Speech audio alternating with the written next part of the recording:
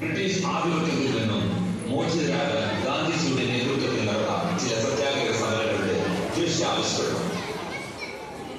ചമ്പാരൻ സത്യാഗ്രഹം 1917 ഗാന്ധിജിയുടെ നേതൃത്വത്തിൽ ബീഹാറിലെ ചമ്പാരനിൽ ബ്രിട്ടീഷുകാർക്കെതിരെ നടന്ന ആദ്യത്തെ സത്യാഗ്രഹ സമരം.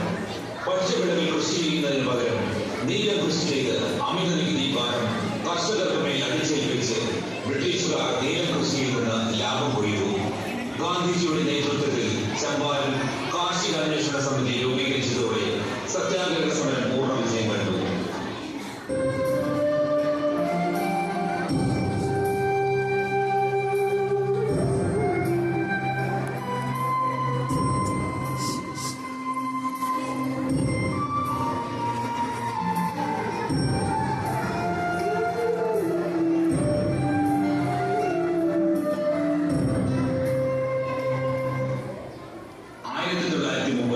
ഗാന്ധിജിയുടെ നേതൃത്വത്തിൽ നടന്ന മറ്റൊരു സത്യാഗ്രഹ സമരമാണ് ഉപ്പു സത്യാഗ്രഹം.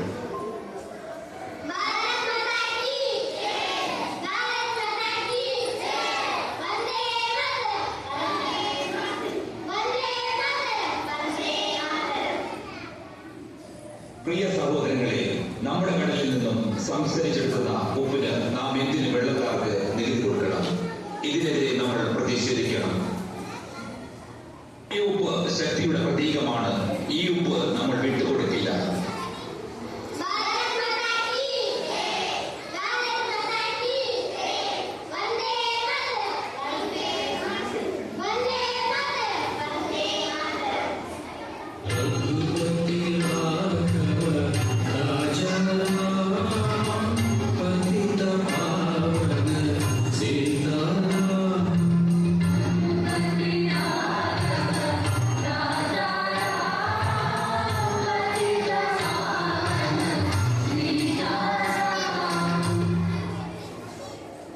ഇന്ത്യൻ സ്വാതന്ത്ര്യ സമര ചരിത്രത്തിലെ ഏറ്റവും പ്രധാനപ്പെട്ട സംഭവമാണ് ക്വിറ്റ് ഇന്ത്യ സമരം.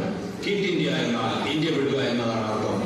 ഗാന്ധിജിയുടെ ധീരമായ ഒരു ആഹ്വാനം നൽകി, പ്രവർത്തിക്കുക അല്ലെങ്കിൽ മരിക്കുക.